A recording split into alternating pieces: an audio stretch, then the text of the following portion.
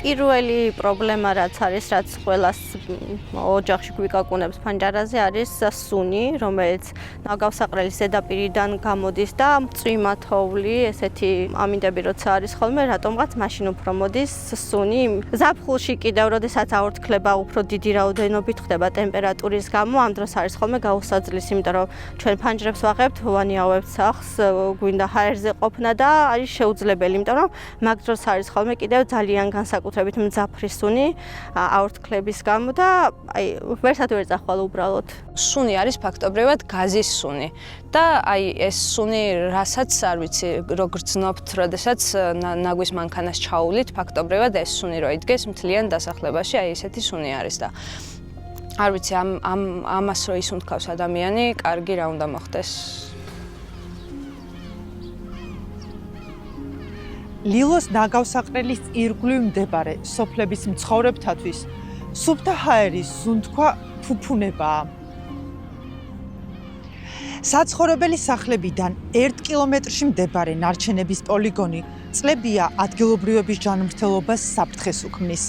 15 წელია თბილისის მერიაში იწერება გაუმჯობესების გეგმები. იცვლებიან პასუხისმგებელი პირები.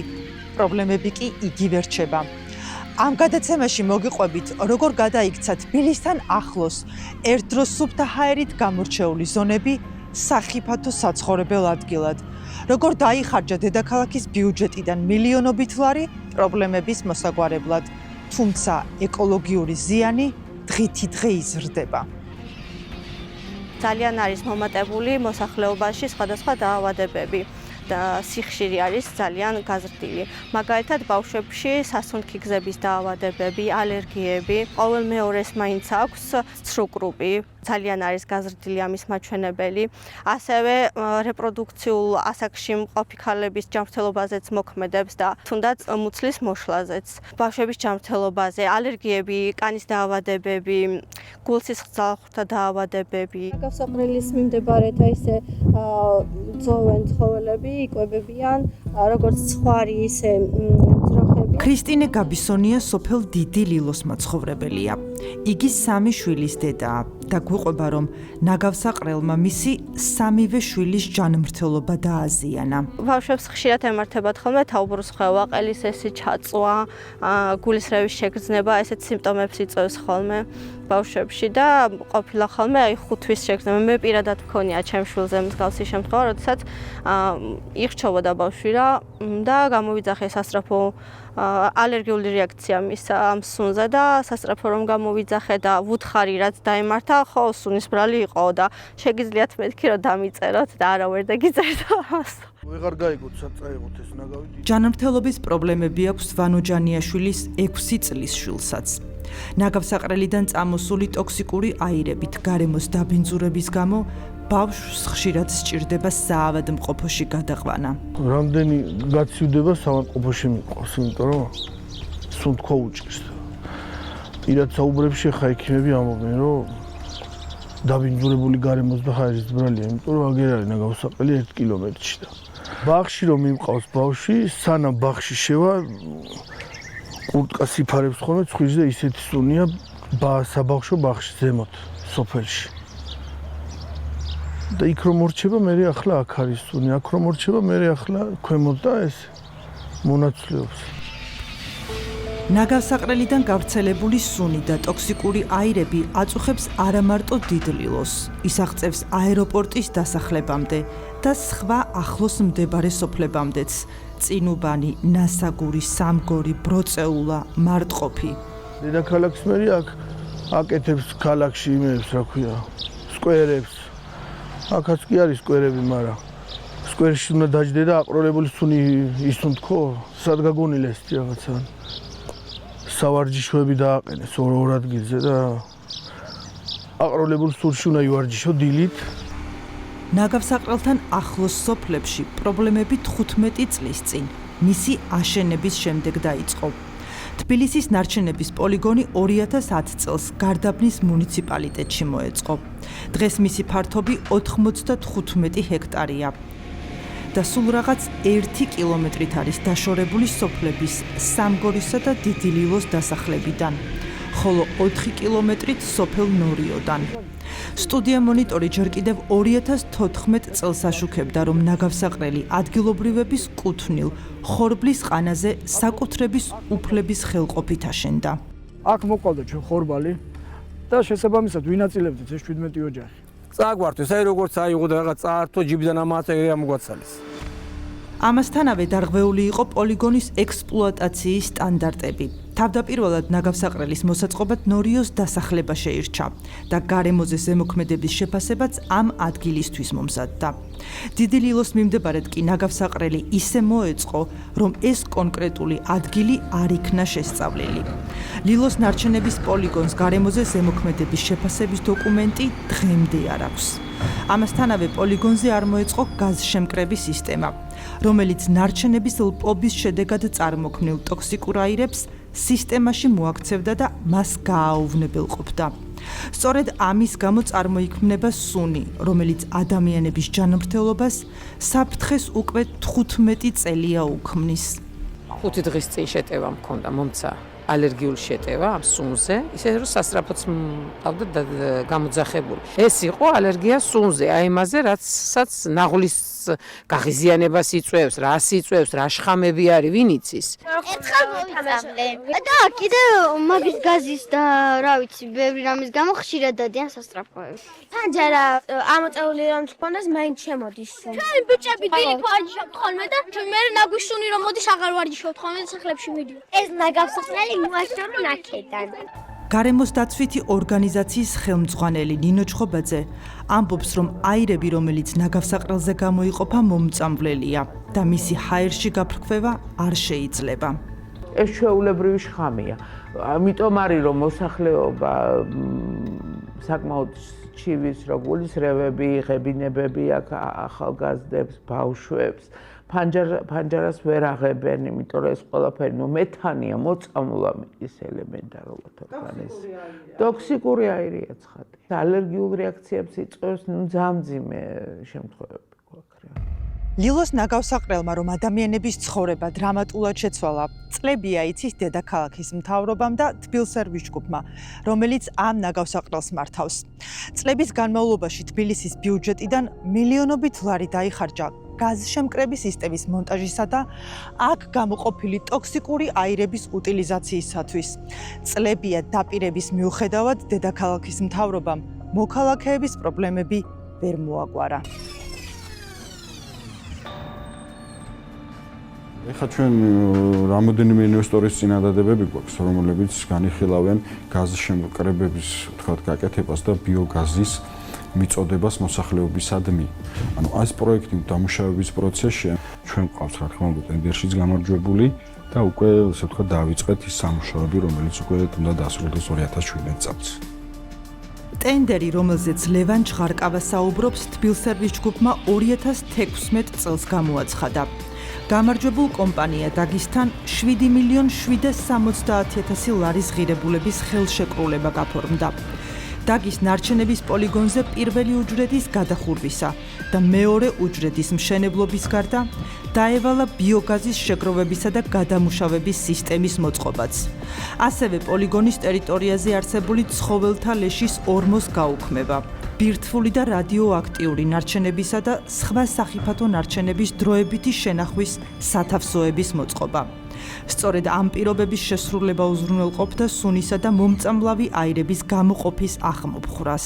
ეს არის იმისთვის, რომ გამოთავისუფლდეს გაზი. საერთაშორისო სტანდარტების მიხედვით გამოყოფილი ტოქსიკური აირები უნდა შეიკრიბოს, რის შემდეგაც ან უნდა დაიწვას, ან გადამუშავდეს, რაც ბიოგაზის, ელექტროენერგიის, ან საწვავის მიღების შესაძლებლობას იძლევა. გაზშემკრები საშუალებით უნდა იწვოდეს, მინიმუმ უნდა იწვოდეს ჩირაღდნების საშუალებით გამოყოფილი გაზი და მაქსიმუმ უნდა გამომუშავდებოდეს ენერგია, ელექტროენერგია შეგვიძლია გარდაქმნათ და რეალურად ძალიან დიდი რესურსი ჰაერში იფანტება. ტენდერში გამარჯვებულ კომპანია დაგის სამუშაო წელიწად ნახევარში უნდა დაესრულებინა.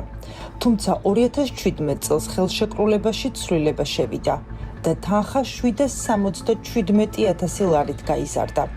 კიდევ ერთი ცვლილებით კი შპს დაგის ვალდებულებების შესასრულებლად ვადა 1 წლით გაუგრძელდა. საბოლოოდ თბილსერვის ჯგუფმა დაგის $1 მილიონ მეტი გადაუხადა, თუმცა არც გაზშემკრები არ გაკეთებულა და არც სხვა მოთხოვნები შესრულებულა. მხოლოდ უჯრედის გადახურვის და ახალი უჯრედის მოწყობის სამუშაოები შესრულდა ნაწილობრივ, რის შემდეგაც ხელშეკრულება მხარეთა ორმხრივი შეთანხმებით შეწყდა. თბილისის მთავარი საყოფაცხოვრებო ნარჩენების პოლიგონის მძიმე მდგომარეობაზე 2018 წელს თბილისის ახლად არჩეულმა მერმა ღიად ისაუბრა. მაშინ კახაკალაძე მოსახლეობას გაზშემკრების მოწყობას და პოლიგონის სტანდარტებით გამართვას შეჰპირდა. კალაძე ადგილობრივ მოსახლეობას ნაგავსაყრელისგან გამოწვეული ზიანის შესამცირებლად თბილისის ბიუჯეტიდან $17 მილიონი გამოყოფას დაჰპირდა. საჭიროა მისი დახურვა, კონსერვაცია, გაზშემკრების მოწყობა, ასევე ძალიან მნიშვნელოვანია გრუნტის წყლების გაფილტრითი ინფრასტრუქტურის მოწყობა. და ამ სამუშაოების დასრულების შემდეგ ეს მეთანის სუნის პრობლემა, რომელიც აწუხებს მოსახლეობას, განსაკუთრებით ზაფხულის პერიოდში და როდესაც ქარია, ეს პრობლემა იქნება მოგვარებული. პრობლემები ლილოს ნაგავსაყრელზე არც კახა კალაძის ამ დაპირების შემდეგ მოგვარებულა. მეტიც, ლილოს ნაგავსაყრელი კიდევ უფრო გაფართოვდა, გაიხსნა ახალი უჯრედი. ნარჩენების გაზრდილმა რაოდენობამ პრობლემებიც გაზარდა. არაერთი დაპირების მიუხედავად, ნაგავსაყრელი კვლავ დარღვევებით ოპერირებს. ჰაერში თავისუფლად გაიფრქვევა მომწამლავი აირები. საყოფაცხოვრებო ნარჩენებიდან ჩამოჟონილი ტოქსიკური სითხე კი უკონტროლოდ იღვრება გარემოში, რაც ზედაპირული და მიწისქვეშა წყლების დაბინძურებას იწვევს. სტუდია მონიტორმა მოიპოვა დასკვნა, რომელიც ლილოს ნაგავსაყრელზე არსებულ მძიმე ვითარებას და ექსპლუატაციის წესების დარღვევას ადასტურებს. აღნიშნული დასკვნა კი ნაგავსაყრელის მმართველი კომპანიის თბილსერვის ჯგუფის დაკვეთით მომზადდა. არსებული ხარვეზების გამოვლენისა და კონცეპტუალური პროექტის მოსამზადებლად თბილსერვის ჯგუფმა ჯეოკონსულტანტს $1 მილიონ გადაუხადა. 2019 წელს კომპანიამ დეტალურად აღწერა მძიმე ვითარება და მისი მოგვარების გზებით შესთავაზა თბილსერვის ჯგუფს. თუმცა 2024 წელს ჩატარებულმა მონიტორინგმა დაადგინა, რომ თბილისის მერიამ ლილოში არსებული პრობლემები ვერ მოაგვარა. ანგარიშში ვკითხულობთ. პოლიგონის დახურული და მოქმედი უჯრედების ტერიტორიაზე განთავსებული ბიოგაზის ექსტრაქციის ჭებიდან გამოსული გაზები ხასიათდებიან მძაფრი სუნით, მეთანის, ნახშირბადის დიოქსიდის, ნახშირბადის მონოქსიდის და გოგირდწყალბადის მაღალი შემცველობით. დასახლებული პუნქტების საზღვრებზე ნაგავსაყრელის აირების და შესაბამისად არასასიამოვნო სუნის გავრცელების ფაქტები ფიქსირდება. ეს არის ციხე ერთგვარი, იმიტომ რომ როდესაც შემოდის სახლში მეთანი და როცა თქვენ ხურავთ ფანჯრებს რო აღარ შემოვიდეს, უკვე შიგნით არის და როცა აღებთ კიდევ უფრო მეტი შემოდის. რაც არის რაღაცნაირი გაზის კამერა ერთგვარი და ამიტომ ეს აქედან უნდა მოშორდეს. საკუთარი უფლებების დასაცავად მოსახლეობის ნაწილმა 2 წლის წინ საინიციატივო ჯგუფი შექმნა. ლილოს ნაგავსაყრელი პოლიგონის დახურვის მოთხოვნით საპროტესტო აქციაც გამართეს. ეგეც არის ოპერირების უდიდესი პრობლემა. ამ ჯგუფის წევრია მირანდა გულბანიც. მაგ ზაფხულს განსაკუთრებით ძალიან ესე მწვავედ იდგა პრობლემა და მართლა პიკზე ვიყავით ყველა, რომ ეს სუნი ყოველდღიურად ფაქტობრივად მოდიოდა და თან ზაფხულის პერიოდში ანუ გარეთ რო გინდა გასვლა და ვერანაირად ვერ ეგუები ამ ყველაფერს, მაგიტო შევიკრიბეთ ჩვენი ლილოს დასახლების ცხოვრებლები, ასევე სხვა დასახლების ცხოვრებლებიც ნელ-ნელა შემოგვიერთდნენ. რატომ არის თბილისის ნაგავსაყრელზე დღემდე მოუგვარებელი პრობლემები, რომელიც ახლოს მცხოვრები მოსახლეობის ჯანმრთელობას საფრთხეს უქმნის? ამ საკითხზე თბილსერვის ჯგუფმა ინტერვიუზე უარი გვითხრა. წერილობით მოგწერეს, რომ დიდი ლილოს საყოფაცხოვრებო ნარჩენების პოლიგონზე მომდევნო 2-3 წლის განმავლობაში მასშტაბური პროექტები განხორციელდება. თბილსერვის ჯგუფის ინფორმაციით, EBRD-ის სესხისა და გარემოს დაცვის საპარტნიორო რეგიონალური ფონდის გრანტით 20 მილიონი ევროს ღირებულების პროექტი განხორციელდება, რომლის ფარგლებშიც მოეწყობა გაზშემკრები. კონკრეტულად როდისთვის დასრულდება გაზშემკრების სისტემის მშენებლობა, თბილსერვის ჯგუფიდან არ გვიპასუხეს. ტოქსიკური აირების ჰაერში გაფრქვევა ლილოს ნაგავსაყრელის ერთადერთი პრობლემა არ არის. საერთაშორისო სტანდარტების მიხედვით პოლიგონზე ნარჩენების ნაჟური წყლები უნდა იწმინდებოდეს. თუმცა როგორც აღმოჩნდა, გამფილტრავის სისტემა 2018 წლიდან არ მუშაობს. უფრო მეტიც, აღმოჩნდა, რომ ნაგავსაყრელის ოპერატორი კომპანიის თანამშრომლები პოლიგონის ტერიტორიაზე სახანძრო მილებით ღვრიან წარმოქმნილ ტოქსიკურ სითხეს, რითიც გამოუსწორებელ ზიანს აყენებენ გარემოს. ჯეოკონსულტანტის მიერ 2024 წელს ჩატარებულ გარემოს დაცვითი მონიტორინგის ანგარიშში წერია. ნალექების დროს ოპერატორის მიერ პირდაპირ ხდება წყლის უკონტროლოდ დაღვრა შიდა ტერიტორიაზე, რაც ზრდის გრუნტის წყლებში ლიჩეტის მოხვედრის რისკს. უჯრედების მუშა უბანზე ნარჩენების ზედაპირის დანამვა ხდება უჯრედების ჩამონაჟონი წყლით. ფილტრატის ნაჟური წყლის დაღვრა ხდება პირდაპირ სამხრეთ ნაწილში, მინდორში, რაც შეუიარაღებელი თვალითაც ჩანს. ოპერატორი არც კი ცდილობს დამალოს მის მიერ გამოწვეული სავალალო და გარემოსთვის გამოუსწორებელი ზიანის მომტანი ქმედება. ეს ქმედება ყოვლად მიუღებელია, ვინაიდან აღნიშნული კონცენტრირებული დაბინძურებული წყლის მოხვედრა გრუნტის წყალში სავალალო შედეგის მომტანი იქნება გარემოსა და ახლო მდებარე მაცხოვრებლებისათვის. გარემოს დაცვითი მონიტორინგის ანგარიშში განსაკუთრებული აქცენტი ნაგავსაყრელიდან გარემოს დაბინძურების ხარისხზე და მოქალაქეების ჯანმრთელობის რისკებზეა გამახვილებული. თუმცა ზიანის შესამსუბუქებელი რეკომენდაციები თბილ სერვის ჯგუფს არ შეუსრულებია. ანგარიშში ვკითხულობთ. პოლიგონის მიმდებარე ტერიტორიაზე მიწათმოქმედებას მისდევს ადგილობრივი მოსახლეობა და მოჰყავთ როგორც მარცვლოვანი კულტურა, ასევე ბოსტნეული, ხეხილი და ასე შემდეგ. მოსარწყავად უმეტესობა მათგანი სწორედ დაბურღვის შედეგად მოპოვებულ წყალს მოიხმარს, ხოლო მოყვანილი მოსავლის პირად მოხმარებას ან რეალიზაციას ახდენენ. დიდი არის კი, რომ აღნიშნულ მოსავალში პირდაპირ პროპორციულად აისახოს ნაგავსაყრელის ბინძური კონცენტრირებული წყლის ზეგავლენა, რაც სავალალო შედეგის მომტანი იქნება ადამიანის ჯანმრთელობისათვის. სტუდია მონიტორმა ადგილობრივი მაცხოვრებლის დახმარებით იმ ადგილს მიაკვლია, სადაც ნაგავსაყრელის მილი გამოდის. საშინელი სულია. წყლისფერია საშინელი. ჩვენ გადავიღეთ, როგორ ჩადის ჯერ მშრალ ხევში, შემდეგ კი მდინარე ლოჭინში ნარჩენების ლპობისგან წარმოქმნილი მომწამლავი წყალი. ტოქსიკური წყალია ეს. საკმაოდ სერიოზული, აზოტნარევებია შიგნით ბევრი, ყველაფერი რაც იხწნება და რაც ეგრეთ წოდებული სველი ნარჩენიდან შეიძლება გამოვიდეს, ეს ყველაფერი არის ეს. საკმაოდ სერიოზულ გავლენას ახდენს ნებისმიერ სიტუაციაში, ეს არის დაბინძურებული წყალი, რომელიც არის პირობად პრობლემატური. ის ზრდის რაოდენობას მავნე ნივთიერებების მათი კონცენტრაციას მდინარეში. ჯეოკონსულტანტმა მილიდან გამომავალ წყალზე ანალიზი 2024 წელს მხოლოდ მაისში ჩაატარა და მასში აზოტის, ჟანგბადის ქიმიური და ბიოლოგიური მოხმარების ზღვრულად დასაშვებზე მაღალი მაჩვენებლები, ასევე წყლის ბიოლოგიური დაბინძურება აღმოაჩინა. ადგილობრივები ამბობენ, რომ წყალი ამ მილიდან ყოველი წვიმის შემდეგ გამოდის. ნაგავსაყრელის მომწამლავი წყლით დაბინძურებული მდინარე ლოჭინი დასახლებულ ტერიტორიებზე მიედინება. საბოლოოდ კი მდინარე მტკვარში ჩადის. წვიმების დროს უკვე გადადის ღია ტერიტორიაზე, ანუ მათი ტერიტორიის გარეთ გადადის, ჩვეულებრივად შავი წყალი გადმოედინება ხოლმე ტერიტორიიდან და შემდეგ სანიაღვრეების საშუალებით სარწყავ წყალშიც ჩადის და ეს მიეწოდება მერე ხალხს, ანუ სარწყავად მაგალითად. ტოქსიკური წყლის ამ ხევში გადმოსვლა სტუდია მონიტორის კამერამ 2017 წელსაც გადაიღო.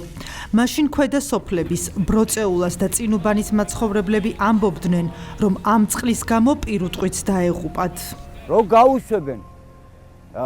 ეს წყალი აკაფებული მოდის საშინელება, გაშავებული, სუნი. ესე იგი კაცმა რო ჩაისუნთქოს მაგი ამ სიმაღლის მიმყოფები დახლა და აქ იგრძნობა მაგის სუნი.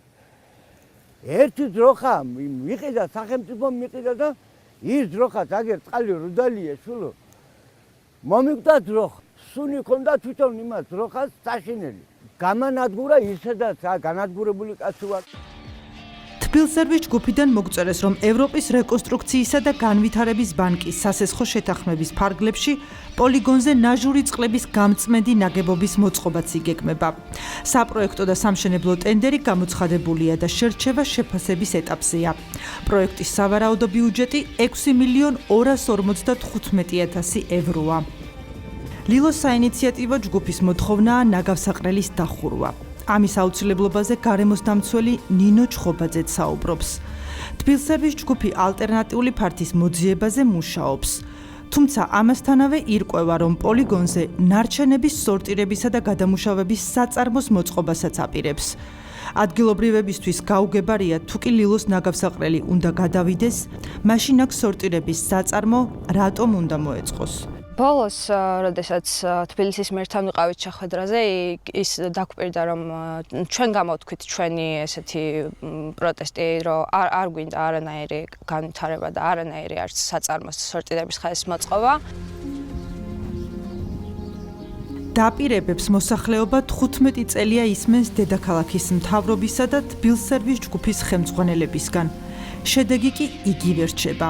გაუსაძლისი სუნი, გაზრდილი ეკოლოგიური საფრთხეები. ეს პრობლემა მხოლოდ ერთი სოფლის მაცხოვრებლებს არ ეხებათ. ნაგავსაყრელის ირგვლივ რამდენიმე სოფელია და ათასობით ადამიანი 15 წელია ტოქსიკური აირებითა და წყლით დაბინძურებულ გარემოში ცხოვრობს. 15 წელი არ არის ცოტა დრო. 15 წელი თაობები იზრდება და ჩვენი შვილები იზრდებიან აქ და იწამლებიან რეალურად ჯანმრთელობას ეხება. 15 წელში ძალიან ბევრი რაღაცის გაკეთება შეიძლებოდა და სამწუხაროდ არ გაკეთდა.